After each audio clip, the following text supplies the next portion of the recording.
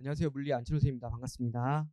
오늘은 이제 과목별로 선생님들이 많이 들어오셔가지고요. 아마 집에 돌아가시면 제가 들어왔다 갔다는 것도 아마 기억을 못 하실 수 있으세요. 그래서 오늘은 자료를 잘 찾아가시면 되겠고요.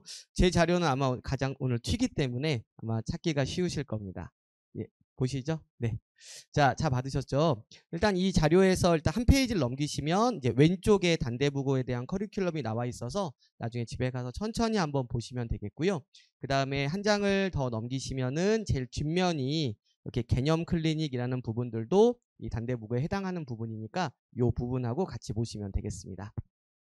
저는 간단하게만 설명을 드릴게요. 이 단대국어 같은 경우는 일단 물리 시험 범위 자체가 다른 학교하고 뭐 특별히 다르진 않습니다. 정확한 분량으로 해서 이렇게 1학기 중간고사, 1학기 기말고사, 2학기 중간, 2학기 기말 이렇게 이제 나눠져 있는데 우리가 보통 이제 물리라고 하면 역학이 가장 어렵다고 얘기를 하는데요. 지금 현재 1학기 중간고사 범위가 역학 파트입니다. 그러면 1학기 중간고사가 끝나고 나면 역학이 끝나는 것이 아니라 잠깐 비켜드릴까요? 네. 여기 보시면 1학기 기말고사에 여기 역학적 에너지가 들어가잖아요. 역학적 에너지가 또 이 앞에 있는 내용을 다 알아야 풀 수 있는 내용이기 때문에 1학기 내내 역학에 대한 공부를 꾸준히 해야 되는 그런 시험 범위가 되겠고요. 그러면 이제 2학기 때는 또 역학이 끝나는 게 아니라 다른 사람들은 잘 모르세요. 여기 보시면 2-1에 원자핵의 발견이 있잖아요. 그러니까 원자핵의 발견이니까 뭔가 화학처럼 이렇게 외우면 되는 거구나라고 생각하시는데 여기에 전기력이라는 부분을 배웁니다. 이 전기력은 수능 시험에서 과탐이 19번, 20번이 가장 어려운데 19번에 위치가 되는 그 전기력이 들어가는 부분이라서 저 부분도 숨은 역학 부분이라고 생각하시면 됩니다. 그래서 이 단대국어 같은 경우는 1학기 내내 역학에 대한 공부를 놓치시면 안 되고 2학기 중간고사 요 앞부분까지는 계속 역학에 대한 내용을 머릿속에 염두에 두시고 계속 공부를 해야 되는 그러한 시험 범위를 구성을 하고 있습니다.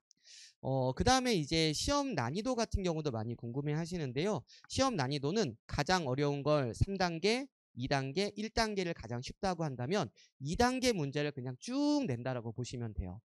그러니까 다른 학교 같은 경우는 1단계 문제, 가장 쉬운 문제도 이만큼 내고 또 어려운 문제도 조금 내면서 어려운 문제를 과연 몇 개를 낼 것인가가 되게 중요한 거거든요. 그래서 뭐 5개를 낼 거냐, 7개를 낼 거냐, 3개를 낼 거냐 이런 걸로 해서 변별력을 조절을 하기도 하고 또 쉬운 문제는 문제를 좀 빨리 풀고 어려운 문제는 좀 시간 투자를 길게 하면서 시간 밸런스를 잘 맞춰야 되는 이제 그런 것들을 이제 학교에서 공부를 해야 되지만 단대국어는 그냥 중간 정도 난이도를 전체를 다 낸다고 보시면 돼요. 그래서 이거를 문제를 풀 때 계속 이제 같은 그러한 그 군더더기 없이 계속 문제를 풀어내야 되는 그런 좀 어려운 점이 있습니다. 그래서 난이도보다는 문제를 군더더기 없이 쭉쭉 풀어낼 수 있는 그런 집중력이 좀 필요하고요. 제가 그래서 저희 제자이기도 하고 지금 현재 제 조교도 하고 있는 또 이번 수능에서 물리랑 화학을 만점 맞은 저희 조교한테 한번 풀어보라고 시켰거든요. 그래서 한번 똑같은 단대국어 시간을 주고 쭉 한번 풀어봤는데 자기도 시간이 딱 맞게 풀 수 있겠다고 하더라고요. 그래서 이게 보통 고1들이 이걸 풀려면 정말 집중력을 높여서 쭉 푸는 연습을 꾸준하게 해야 되겠구나. 이래서 아이들이 좀 문제를 좀 경험을 해봤으면 좋겠네요. 이런 식의 얘기를 하더라고요. 그래서 저도 그 말에 동의를 하고요. 그런 문제 연습을 좀 많이 해야 된다라고 생각이 듭니다. 그래서 이게 사실은 역학 파트가 아니라 다른 부분들을 만약에 시험 범위라면 저희가 보통 시험 범위를 이렇게 하잖아요. 일단 기본적인 개념부터 한번 쭉 정리를 하고 그다음에 시험에 다가오게 되면 핵심 정리도 하고 또 심화적인 내용도 다루고 그다음에 마지막에는 문제풀이 하면서 질문 클리닉으로 이어지는 이게 사실은 일반적인 시험 패턴인데요. 이 물리에 있어서 역학 부분은 사실은 한 번도 안 해본 학생들이 단대국어에 지원했다라고 보기는 좀 힘들죠. 그래서 대부분은 이제 그래도 역학 파트만이라도 한 번, 두 번은 공부해 놓은 상태에서 이제 그 시험 대비가 들어가는 거기 때문에 시험 대비 와가지고 저하고 이제 막 거속시 배우고 F는 애매하고 이럴 수는 없는 거거든요. 그렇기 때문에 이제 이 시험 대비 기간 모니 자체가 바로 이제 핵심 부분, 그 다음에 심화적인 내용을 바로 다루게 되면서 바로 이제 문풀로 들어가게 되는 이런 식의 코스를 갈 수밖에 없습니다.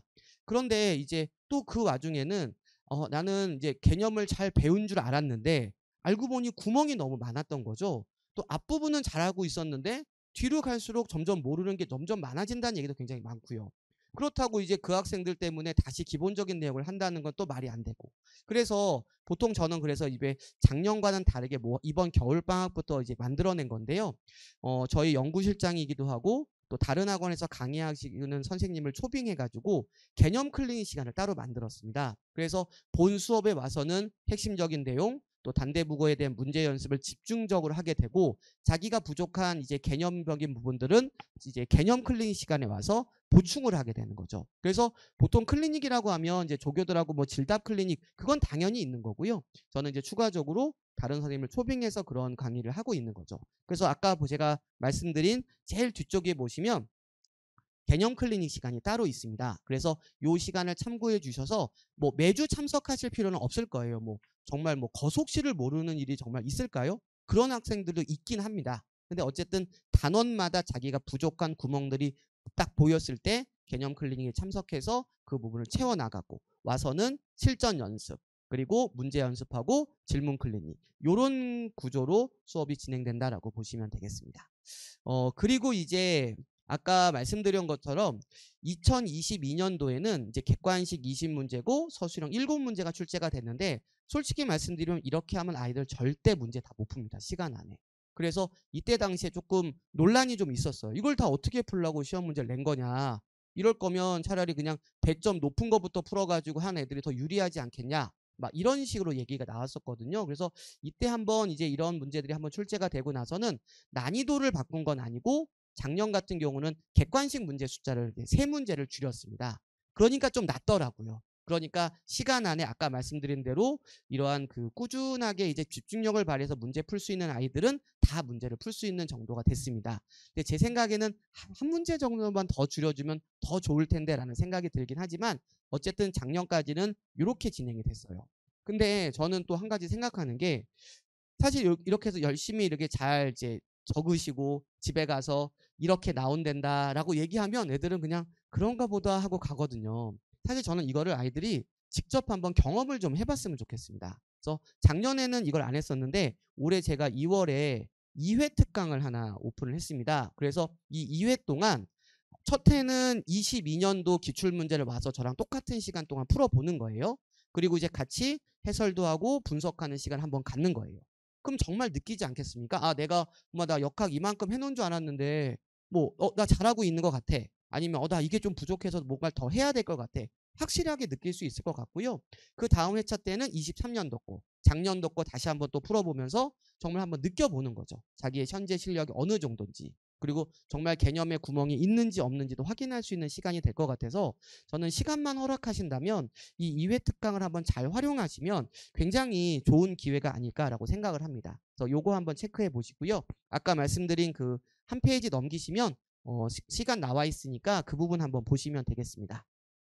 그리고 아까 말씀드린 것처럼 이제 중간고사 대비는 3월 11일하고 3월 16일에 아이고 이 오타가 하나 있네요. 네, 3월 16일에 진행을 하게 돼서 월요일 반이나 또 토요일 반 어차피 똑같은 수업입니다. 그래서 주 1회로 수업을 진행을 하고 총 6회 동안 진행하고 마지막 직보까지 이렇게 이어진 수업이 준비가 되어 있으니까요. 이 부분 체크하시면 되겠고 혹시 뭐 질문하실 거나 그런 내용이 있으시다면 아까 제일 뒷면에 개념 클리닉이 있는 요 번호로 연락을 주시면 되겠습니다. 그러면 되도록이면 뭐 제가 직접 연락 드릴 수 있도록 한번 해볼 거고요.